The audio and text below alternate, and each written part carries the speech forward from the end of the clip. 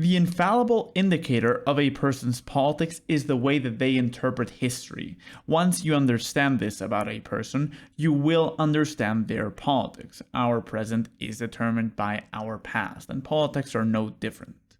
The issue is that history is not a set of dates and facts to be memorized. History, like all things human, requires a narrative that gives all of these dates and facts meaning. All political persuasions can agree with the fact that the Berlin Wall fell in 1989. However, there is little agreement of what this fact means. Did the fall of the Berlin Wall represent the final triumph of Western liberal democracy and mark the beginning of the end of history? Or did it represent the victory of the forces of capitalist exploitation over the glorious workers' revolution? Well, it depends on who you ask. Each political persuasion has their own preferred interpretation of each historical event, which predictably supports their own ideology. History must be interpreted. There is no way around it. Of course, there is an official narrative of history that interprets the facts in favor of liberal democracy.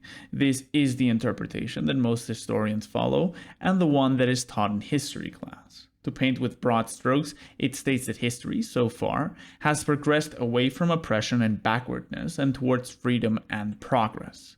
It explains that the main events of the 20th century, like the World Wars, the fall of the Iron Curtain, and the material prosperity of the West, are proof that liberal democracy is the way to go. However, all political ideologies that disagree with liberalism will attempt to change the common understanding of history to fit their preferred interpretation of events. Therefore, historical revision, in either direction, is one of the most important ways to challenge the political status quo. One can best exemplify the revisionist as a surgeon that will operate on history herself in order to remove a cancer. In this analogy, the tumor inside of history are the interpretations and facts that are false or incorrect, while the healthy tissue represents the correct historical facts. However, not all revisions cut equally deep. Some of them are just minor incisions in order to remove a little lump, while others cut and butcher the flesh because they believe that the cancer has already metastasized all over the body. The extent of the required surgery depends on the point that you're trying to prove and on the ideology that you're trying to defend.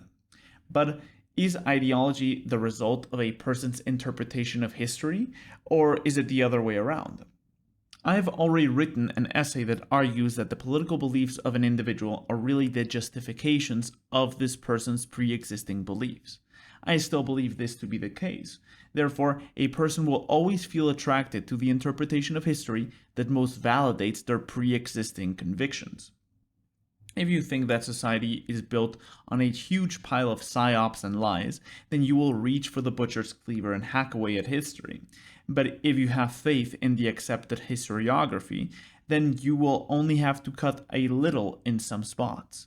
However, I think that it is important to point out that some ideologies require far more revision, far deeper cuts, to be internally coherent than others, and we'll come back to this. So, let's categorize the three types of historical revisionism with examples. Type 1. A small tumor. This type of historical revisionism is present in all cases where the revisionist believes that the facts are correct, but that the accepted interpretation is incorrect and can be refuted by taking a better look at the already established facts. In our surgical analogy, this represents a small tumor that has not metastasized and can be removed without any damage to the surrounding tissue. In real terms, this means that the revisionist has faith in the work of the history faculty and in the accepted historiography, but just prefers another interpretation of the facts. For example, a Tory might interpret the Thatcher years to be a great success by pointing at the GDP growth and at the end of stagnation. However, a Labourite could shift the interpretation by pointing out that Thatcher led to cuts in social spending and to higher unemployment. Another example is this essay where I argue that America was winning the Vietnam War until it was stabbed in the back by the anti-war movement. It can also be classified as a type 1 revisionism because I do not dispute any facts, I just take a wildly different interpretation. Another example of this type of revisionism, the final one, is the books in the vein of A People's History of the United States by Howard Zinn. These type of leftist academic books do not dispute any of the established historical facts, but they interpret them through an ideological lens that accentuates the roles of minorities and of the oppressed while highlighting the selfish interests of those in power and thus creating a narrative. Type 2. A non-metastasized cancer. The second type of historical revisionism is the one that believes that a part of history has become completely contaminated and cannot be trusted, but that the rest of history is in fact intact and can be trusted. This means that a part of history must be removed and replaced, much like an organ that has been consumed by a cancer.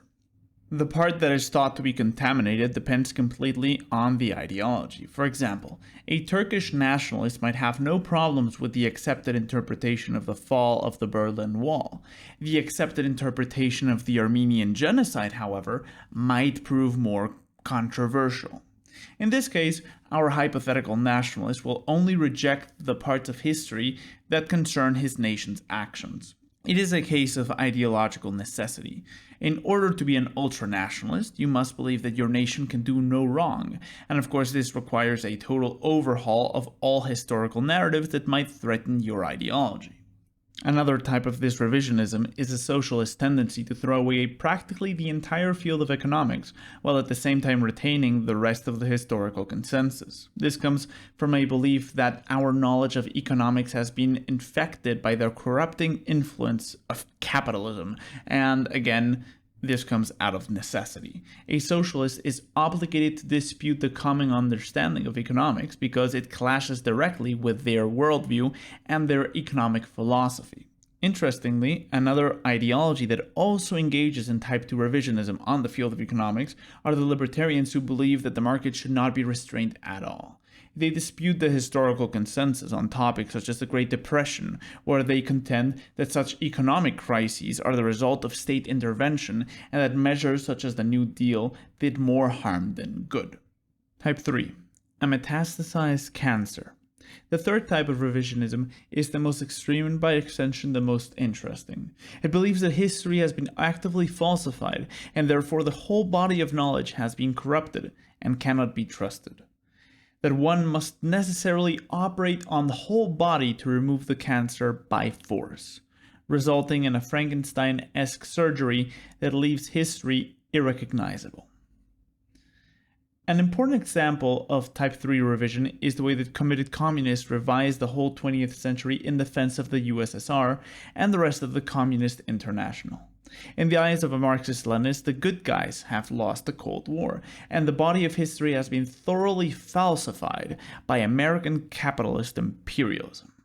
Therefore, they think it necessary to reach for the meat cleaver and hack away at the historical status quo. The tankies believed that the USSR was a great country that was fighting for the working class and the oppressed around the world. However, that this beacon of socialist progress has been slandered by capitalist lies. The veracity of these lies would call into question their whole ideology. Things like the Holodomor, the Great Purge, the Moscow trials, the Solovki, the deportations, and the use of poison gas against a Tambov peasants. So, all dedicated communists must deal with these claims about the criminal nature of their main experiment. If they accept that these things did happen, then it is hard to defend the party line. Then again, out of ideological necessity, they must conduct Type 3 revisionism. They must either deny or interpret these events so that they do not threaten their own ideology. After this surgery, history becomes dictated by the dialectic of class struggle, and the USSR becomes the lost utopia that once was. This type of revisionism is best embodied online by people like Hakim. For example, in this video he argues that nothing happened in Tiananmen Square in 1989. His strategy is mainly arguing that the US was behind the protests and that putting them down was a matter of national security, and then saying that although there was violence, that it was greatly exaggerated and that this cannot be termed a massacre. On the other side of Type 3 revision, we have the unironic fascists, who believe that history has been systematically falsified to undermine their own ideology. This type of revision is most present around World War II, to be specific, around the portrayal and responsibility of National Socialist Germany. Again, this type of revision is a case of ideological necessity. In the eyes of a National Socialist, the good guys lost World War II. However, the historical status quo clashes fiercely with this interpretation. Therefore, they need to conduct Type 3 revision of the narrative in order to portray the Großdeutsches Reich in a positive light. The rehabilitation of the reputation of Germany and Co. in World War II facilitate the implementation of similar nationalistic ideas in the 21st century. However, the job of this last group of revisionists is perhaps the most difficult one of them all. In order to interpret the Second World War in the favor of the Germans, one needs to reject pretty much the entire consensus and accepted facts around the war. The grounds for the rejection is that they believe that the entire history has been maliciously falsified in order to slander the reputation of European nationalist movements. Their revisionary efforts center on minimizing or contesting some of the more famous accusations against Germany during the war, such as the extermination of diverse ethnic groups, the conquest and exploitation of their neighbors, and their varied war crimes. The main figure in this endeavor is David Irving. However, in the age of the internet, the main channel that advances his thesis is Sumer Historian. One short example of this revision is this video, where he argues that in truth, Nazi Germany acted in self-defense by invading the Soviet Union, that the German invasion had no racial element against the Slavs, and that the concept of Lebensraum was a post-war fabrication. Although the main difference between Hakim and Sumer Historian is that the former is very direct about his opinions and sympathies, while the latter is much more careful with his statements since he does not want to get banned. However, the question remains, how deep should we cut? Many of these revisions are indeed quite far-fetched. However, we must take into account that there are a few cases where such extreme revisions are indeed called for. Imagine that you are born in North Korea, and as a result, you have been raised to believe that the DPRK is the light of civilization against a world of barbarism, and that the party is always right, and that the supreme leader could sail a yacht and drive cars from the age of 3. If you were born in the DPRK, the only way to escape their thoroughly falsified history is to extensively revise it. In such a situation, a Type 3 revision would be called for since the entire body of history would be corrupted by state propaganda. The question then is, how infected is the body of history in the modern West? How much has the cancer spread? This is the central question when it comes to historical revisionism. The fundamental problem is that all our sources are self-referential. All authors, revisionist or not, will claim that they are objective, correct, and that they will tell you the truth. At the end of the day, it is a question of trust. I was not there, and neither were you. So we must trust someone that was, or more often, someone who compiles the experiences of the people who were there. Whatever the case, you must put your faith, your trust, in a source. Of course, this all-important decision is completely arbitrary and will depend on your pre-existing attitudes. In my own case, I have more trust in the historical status quo than on most alternatives. When it comes to the topic of World War II, I have more trust in the status quo historians like William L. Shirer, plus he was in Germany from 1934 to 1940, as compared to the revisionist David Irving. Of course, I am highly suspicious of most works coming out of academia because of their general progressive bias, which is easy enough to spot. In my estimation, the history faculty does not seem to be as heavily indoctrinated, and, most importantly, the old works of history are not thrown out of the historiography and replaced by newer literature, which is far, far more common in other humanities fields. Therefore, I throw most of my trust with the status quo, and as a result, I am quite enthusiastic when it comes to Type 1 revisions, especially those that rely on the parts of the accepted historical facts that are generally ignored. I am quite careful with Type 2 revisions since it is very rare that such revisions are actually needed, and I tend to stay away from the Type 3 everything is a lie territory sort of revisions because I do not think that they are required, as of now. Beyond the fact that I find the heavily revisionist narratives sort of unconvincing, I do not even think that they are ideologically necessary. One can be an enthusiastic nationalist without the need to rehabilitate every single other past nationalist, i.e., Hitler. Just as well as one can be for socialism and for a new economic system without having to think that Stalin did nothing wrong and that Pol Pot was just a chill guy. Historical precedent is important, but only for didactic purposes. The person that does not know history cannot understand the world of politics and of international relations. But the reason why so many people try desperately to defend their ideology's past is that they directly identify with this past. And to be fair, it is the easy thing to do. The past is tangible, it was there, it happened. There are memoirs, architecture, memorabilia, etc. However, by identifying completely with a past regime, you end up LARPing it, and as a result, you lose the ability to look forward into the future and to imagine something new. We cannot truly replicate any past ideology because our historical circumstances are different.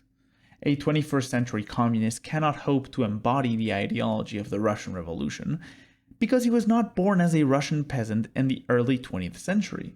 You can very easily buy a Soviet flag and a Mao poster on Amazon, but that does not make you a red guard. It makes you cringe. It leads to fantasies of revolution that are no more realistic than the wereabou's dreams of establishing a based Reich on top of their superiorly engineered tiger tanks. LARPing is indeed easy, and imagining something new is indeed hard. Historical revisionism is and will always be an important part of politics. Our past determines our future. However, each individual will have to choose what narrative they believe. However, especially when it comes to interpreting the past, the most important thing is to be honest with oneself and not to contort one's own rational faculties in order to find reasons to believe in things that did not happen. With enough brain power, it is possible to convince or delude oneself of pretty much anything. But because we can find arguments to revise history according to our ideological preferences, does not mean that we should. The past is set in stone, and no argument can change that. It is only the future that is made of wax.